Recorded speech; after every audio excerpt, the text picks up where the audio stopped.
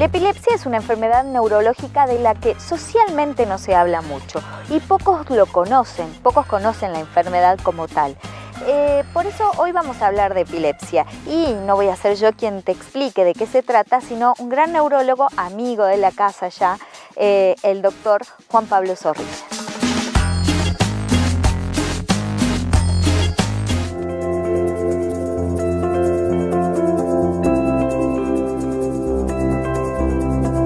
Hola, yo soy Juan Pablo Zorrilla, soy médico neurólogo y la idea de hoy era hablar un poquito de epilepsia. ¿Qué es la epilepsia? La epilepsia es una enfermedad neurológica crónica que se produce por una descarga anormal, como un cortocircuito a nivel del cerebro, que genera generalmente que el paciente se desmaye y movimientos tipo sacudidas en los brazos y en las piernas. Muchas veces también como la gente lo refiere como espuma en la boca, que es nada más que saliva, que con el movimiento de la lengua genera ese efecto.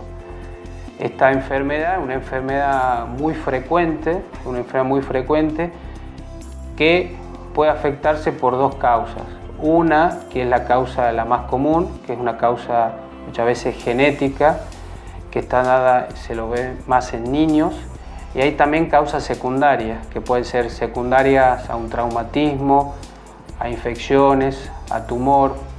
Por eso siempre hablamos que la epilepsia tiene dos puntos o dos picos, donde es más frecuente, que es en los niños y en los adultos mayores. Los adultos mayores quizás por un aumento de la carga o de lesiones que vamos durante la vida teniendo, inclusive los ACV, y en los niños por un tema de ya sea malformaciones o inmadurez de la cabecita, del cerebro. Esta patología yo siempre digo que afecta en dos formas o en dos circunstancias tanto al paciente como a la familia. Una de ellas es por las lesiones que puede provocar las mismas convulsiones y otra es por la discriminación. Muchas veces los chicos son aislados de actividades que podrían ser comunes o normales para ellas primero por un mal concepto, digamos, a nivel sociocultural que tenemos de esta enfermedad, muchas veces los mismos padres, y otras veces también creo que la mea culpa es del profesional, que muchas veces no informamos bien a los pacientes sobre cuáles son las verdaderas limitaciones. Yo creo que algo que tiene que estar en claro que la epilepsia es una enfermedad totalmente controlable, tratable. Si bien hay un porcentaje de esta epilepsia que nosotros le llamamos refractaria, que significa que no responde bien a la medicación. Es un porcentaje a veces hasta un 30% que necesita como tratamientos un poco más complejos, pero en el común denominador es una patología tratable y que el paciente puede llevar una calidad de vida normal.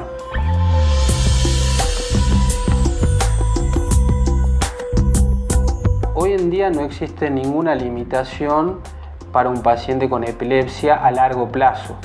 Digamos, particularmente con el tema de manejar, el paciente que está controlado y en seguimiento por un neurólogo puede manejar absolutamente, no tiene ninguna contraindicación. Si el paciente llegase a tener una crisis, un paciente nuevo, una convulsión, el paciente tiene una restricción de 30 días para ver cómo va el tratamiento que uno le implementa, pero por ejemplo que uno no puede prohibirle, pero sí le restringe actividades de riesgo. Por ejemplo, un paciente epiléptico no es conveniente que haga paracaidismo, ala delta, parapente, montañismo, que creo que tiene un poco más de sentido común. Muchas veces la epilepsia no es causante o que aumente la mortalidad, pero sí la crisis. No es lo mismo tener una crisis en la vía pública que escalando un cerro.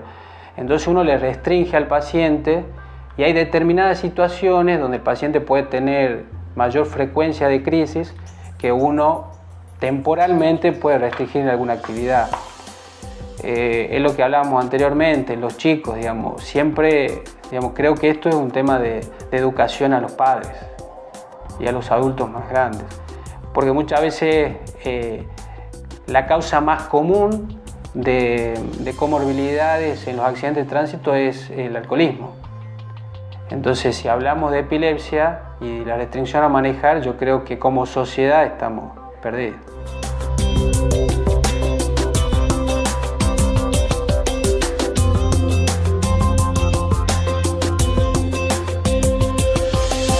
Particularmente con esto existe una ley de atención integral a los pacientes con epilepsia, que como objeto principal tiene esto de la no discriminación. Muchas veces hablamos de la discriminación familiar, social, laboral, que muchas veces los pacientes por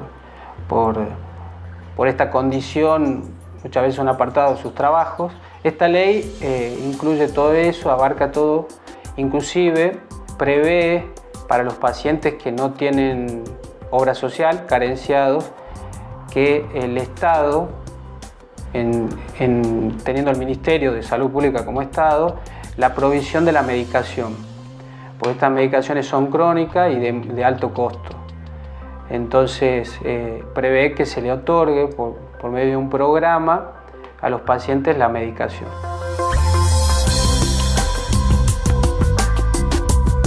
Esta ley no se cumple actualmente. Esta ley está adherida hace muchos años y se está intentando crear un programa para que se dé cumplimiento, porque inclusive es un tema organizativo que, bueno, la idea es que se pueda lograr.